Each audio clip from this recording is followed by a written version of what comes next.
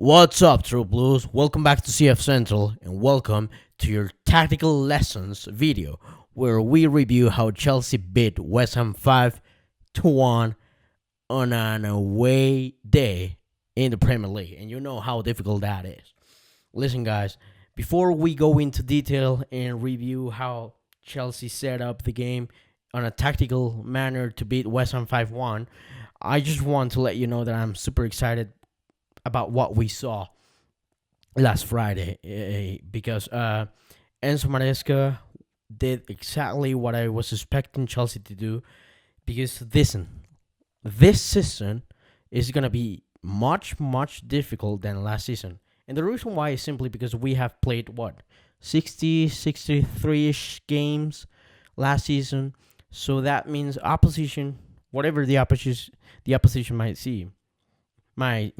be sorry, they can look into us, they can watch in detail, and they can analyze how Chelsea set up under Enzo Maresca.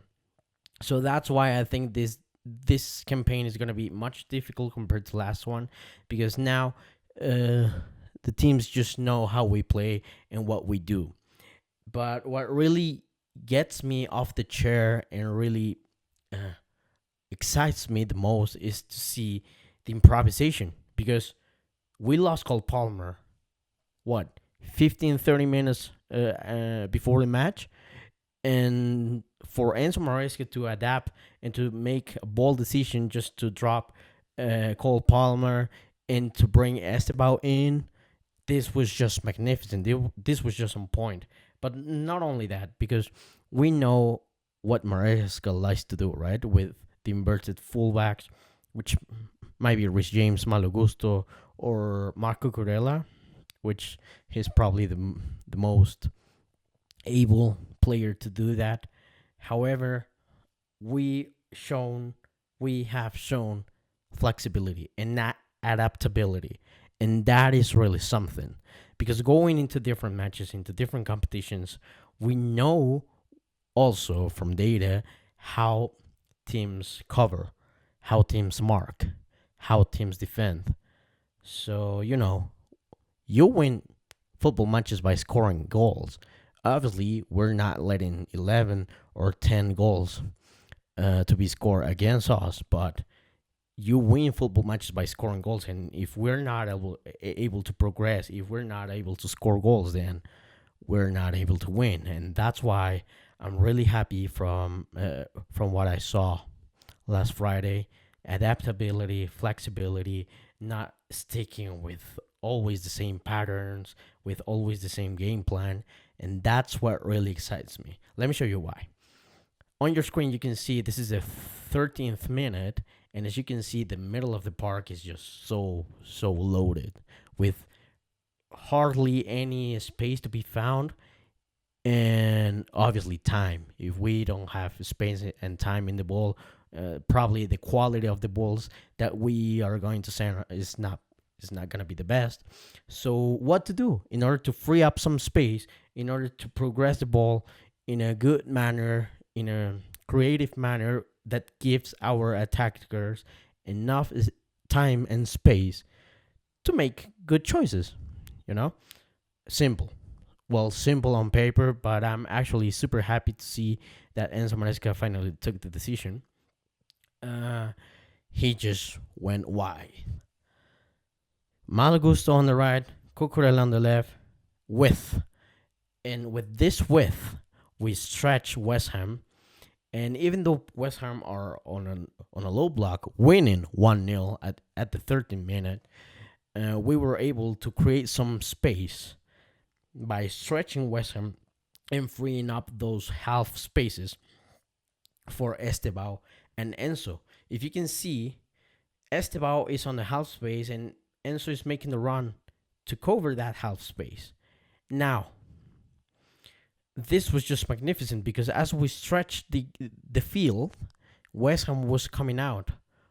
And you can already see the results of it, because on the 13th minute, no, I'm sorry, on the 37th minute, you can see Malo Gusto is hugging the line, right? He's just there.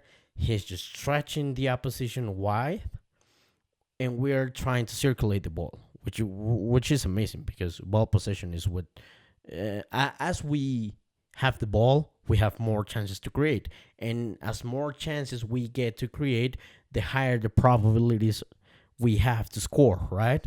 That's simple logic. But look at here, just 8 seconds, not 8 minutes, just 8 seconds later, we have progressed the ball with Caicedo dropping with the center halves, which was just magnificent. That detail was unseen from Maresca until Friday. And just 8 seconds later, we can see Malo Gusto is on the right hand side of the field, hugging that touchline, and Cucurella playing almost as a wingback.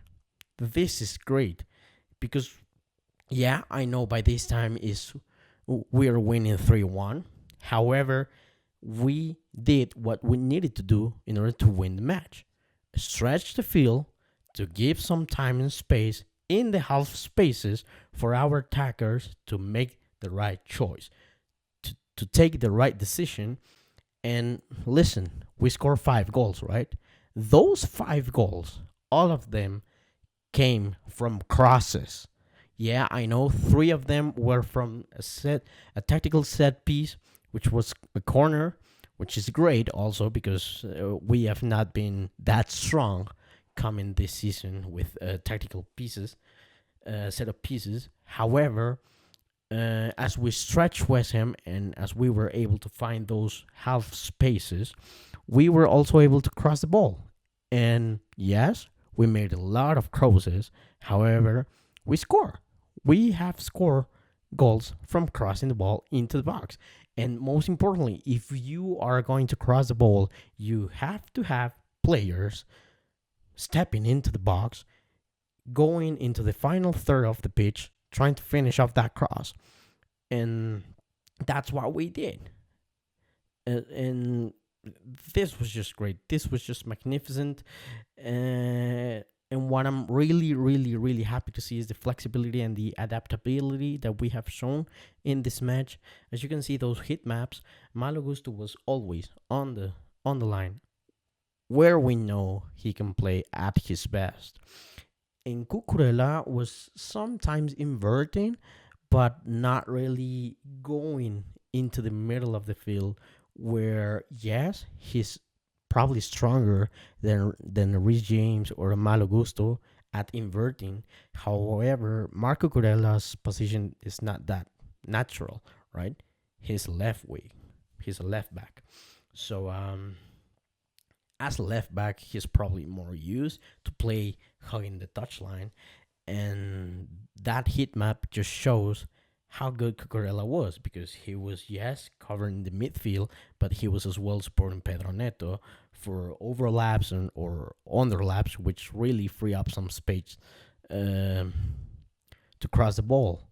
In fact, the first corner which we scored was a result from a Pedro Neto's cross on the left hand side of the pitch to the right hand side of the pitch. Esteban was just millimeters away from touching that ball, but well, they cleared the ball to a corner, and then from that corner, the comeback started.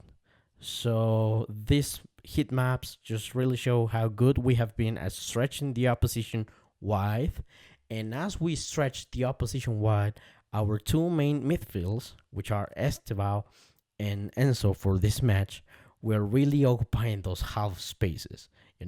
Probably Enzo a little bit deeper because he also has to help Moi Caicedo at recovering the ball. However, we've seen great work rate from Esteban and from Enzo to go back and recover the ball without losing the attacking focus, which was just amazing on those half spaces. And Liam Delap and Joao Pedro being used as post, just to hold up the whole of play and just giving the ball back for Esteban and to Enzo just to go deep and drive the ball forward. That was just amazing.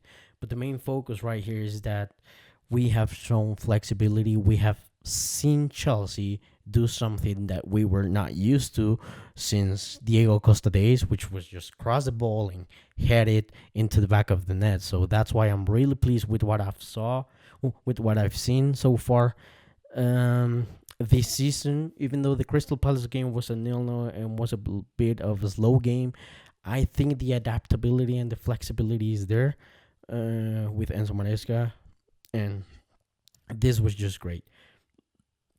So yes, guys, this is your tactical lessons video. Please let me know what you think of the game, and if you're excited to see more Chelsea players incoming. What I mean by that is we've seen Fabrizio Romano to say that probably Garnacho's a deal done, and we're probably just expecting Nkunku and Nicholas Jackson to leave in order for us to register Xavi Simons. But well, guys, let me know in the comments what do you think. Like and subscribe if you like the video, if you would like to see more of these tactical insights. And well, we are just super excited for the results that Chelsea might be obtaining this season, because with this manager, but with the things that he has shown, I'm just really, really excited. Keep supporting Chelsea, keep the blue flag flying high, and come on, you Blues.